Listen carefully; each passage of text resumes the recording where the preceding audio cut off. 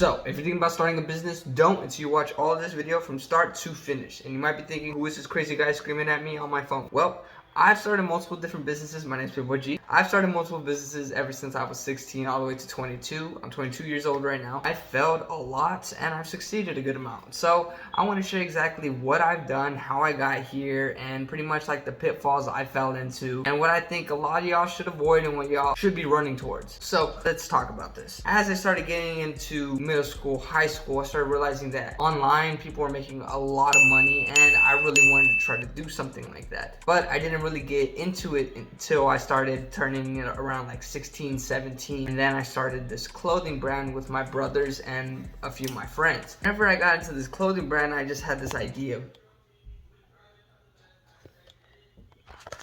My tripod just it's on battery, so it kind of just like died. Let me fix this. Cut. We're back. So, whenever I was 16, 17, I had this idea of what business was and exactly what I had to do in order to be successful. In reality, I had no idea exactly what the proper steps were. I just thought I did. So, whenever we started getting this clothing brand together, there's multiple different ways you could start a clothing brand. Make everything original, you get your own clothes, you do your own prints, you make your own tags, you do all that. Or you have something like print on demand, where pretty much you set up a site. It's kind of like drop shipping. Until someone buys something, you don't pay for anything. But I didn't really know all these different things. I just jumped into it because I wanted to make money and I wanted to start a business, and my brothers and my friends were also excited, so we were just like, we're all running into it. As we were getting into it, I was kind of like the head of everything, which is why I feel like I failed. It was my business and I failed. I started directing everyone, telling everyone what we should do. I was having everyone focus on different things because we're trying to create this real business. We're focusing on the fabric, brand message, and exactly who we are and why this is so important and all these other different things, when in reality we should have been focused on the function of how a business is actually going to work. Well, I started creating a website while my brothers and my friends were putting together designs and ideas for exactly how we're going to keep progressing this. So I was pretty much like the digital side of everything. While I was doing all this, I was seeing all these other different ways that you can start a business, and I was like, oh my gosh. And while I was seeing all this, learning all this, getting the site and everything, we had already bought around 200 t-shirts, heating press, vinyl cutter, the screen printing thing. We got multiple different things that we didn't need. We really just did not need it, but in our brains, I guess we thought we needed it to make our brand successful. It's fast forward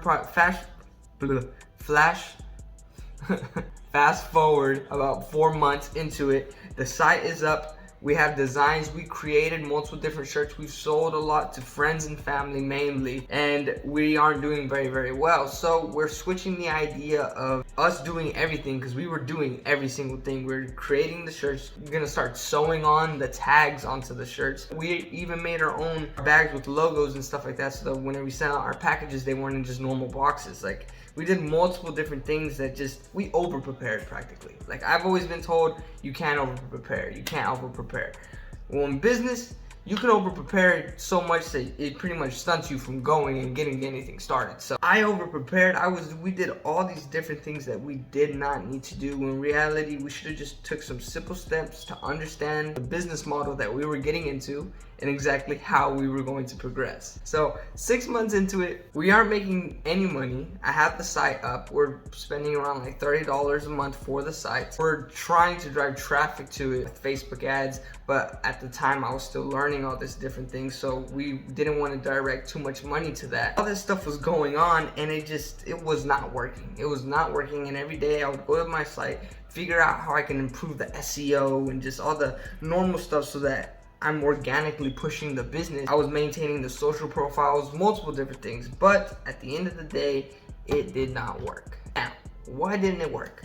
I came down to a few conclusions, but the first one is that we had no idea what we were doing. If you're gonna start a business, know the industry that you're jumping into and why you're jumping into it and how you're gonna stand out. We wanted to start a clothing brand because we thought it was gonna be cool. Thought, oh my god, a clothing brand that represents us. We're always wearing our clothing brand. Like, it's gonna be cool and we create a cool design.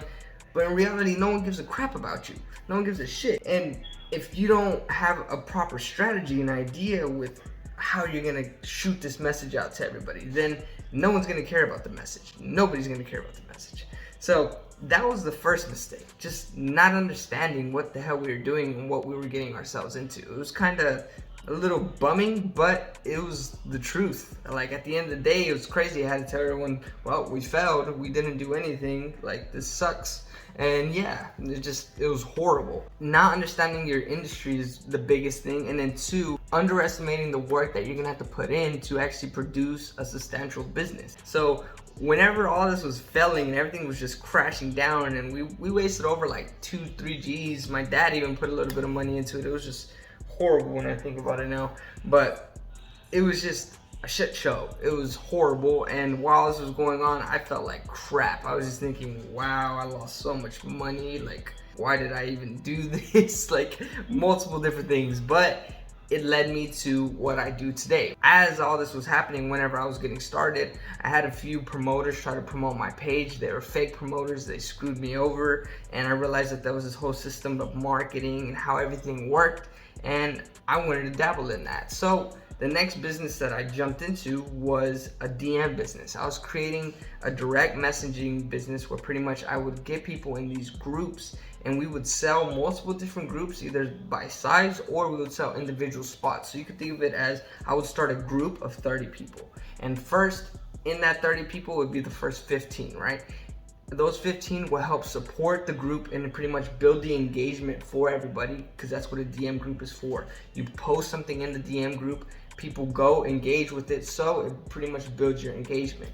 So people will pay for a spot in one of those groups if it's a high valued group. We would sell these spots for $45, $50, $100. It all depends on the size of the group and how engaging they are. So that was my next business model. I was making around, I would say, $170 to $250 a day. It was some really, really good money, but I had to keep creating these groups, keep directing these businesses, and just keep doing this over and over and over again. I was 18, 19. This was the first successful business model that I had. It was a direct messaging business, and it kind of just fizzled out because I was doing so much work. I was doing so much different stuff. I understood the business model, understood what I was doing. But now it's structuring yourself. Now, because what separates a startup from a business is the functions that you're doing, how you're actually progressing. Are you actually putting enough money to the right spots so you're actually pushing your business to the right places and you're actually growing, or are you just kind of taking it day to day and just hoping that you're gonna grow and sustain something? So whenever I had this business, I was doing so much work that I didn't want to keep doing all this work. So it started fizzling out, and that's whenever I started leaning to social media marketing, social media management, because all these small ticket clients, I was like, man, if I just had one big high ticket client, it would take care of like 15, 20 clients that I have with this DM business. So that business could have been something really, really good, but I just fizzled out with it, and then I didn't create a team. I showed a few of my friends how to do it, and we're all doing it. I still have some of the groups, but it's just, I didn't sustain it, and that was just because my brain wasn't in the right spot. I was just chasing money. And same thing with my marketing agency up to a point. So that kind of just fizzled out, but it was a really, really good business, but that was because I didn't have the discipline to put together the actual motions of how a business should function.